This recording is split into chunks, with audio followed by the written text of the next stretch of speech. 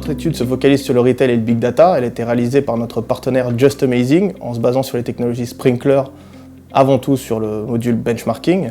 Elle analyse 160 milliards d'impressions mentions sur 2015 en se focalisant sur 25 retailers US et 25 retailers français. Alors elle a pour but de tirer les enseignements du marché américain qui par définition est plus large et plus mature en essayant d'extrapoler les potentialités d'évolution du marché français sur les 2-3 prochaines années. Alors elle comporte donc un côté prédictif.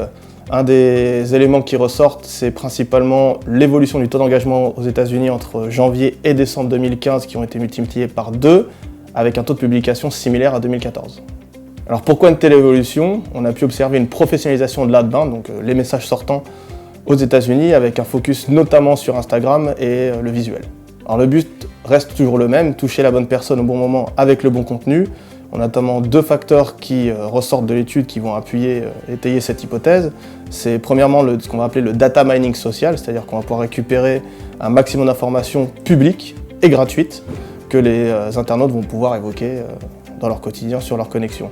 Ensuite, le fait qu'elles soient gratuites, c'est un avantage concurrentiel potentiel pour les entreprises qui vont pouvoir écouter et de ce fait devenir customer-centric.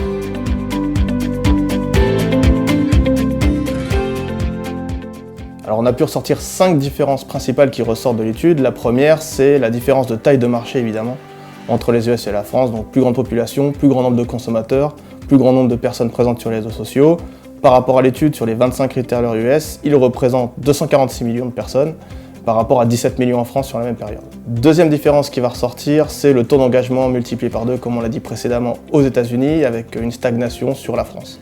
Troisième différence, l'évolution énorme sur le retail d'Instagram aux États-Unis qui devient le premier vecteur d'engagement devant Facebook sur la même période en France et Facebook qui a la première place avec en ex-aequo Twitter et Instagram. Quatrième différence, les différences et habitudes de consommation des médias aux US et en France avec aux États-Unis Facebook très prépondérant la journée et Instagram le soir. Enfin, cinquième différence qui est la plus importante qui ressort de l'étude, c'est la différence du taux de réponse ou SLA entre les US et la France, et c'est un taux qu'on présentera lors de notre présentation, lors du Hub Day Future of Retail le 4 février.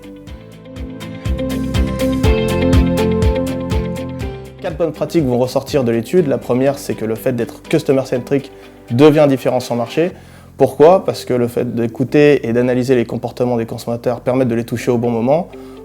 En plus de ça, la data est publique, donc tout le monde peut l'écouter, ce qui crée une émulsion positive et une concurrence saine. Le gagnant au final, c'est le consommateur, c'est l'internaute. La deuxième bonne pratique, elle est liée à la première, c'est toucher les bonnes personnes au bon moment avec le bon contenu. Voilà, c'est ce que tout le monde essaye de faire depuis toujours dans l'histoire du marketing. Aujourd'hui, avec les outils du digital et les réseaux sociaux, si l'on est équipé, on est capable de le faire.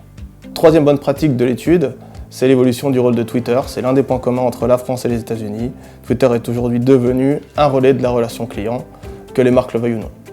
Et enfin, dernière bonne pratique, c'est l'exigence et les attentes des consommateurs. Encore une fois, un point commun dans l'étude. Aujourd'hui, on a une attente en France de temps de réponse de 30 minutes, tout réseau confondu. Est-ce que les marques sont équipées aujourd'hui pour répondre à cela? À voir. Alors cette étude a été réalisée sur les datas sociales par Fabrice Briançon de Just Amazing en se basant sur le module Benchmark de Sprinklr qui a pour but de structurer de la data disparate. Nous vous invitons à nous rejoindre le 4 février lors du Hub des Future en Retail pour l'évoquer.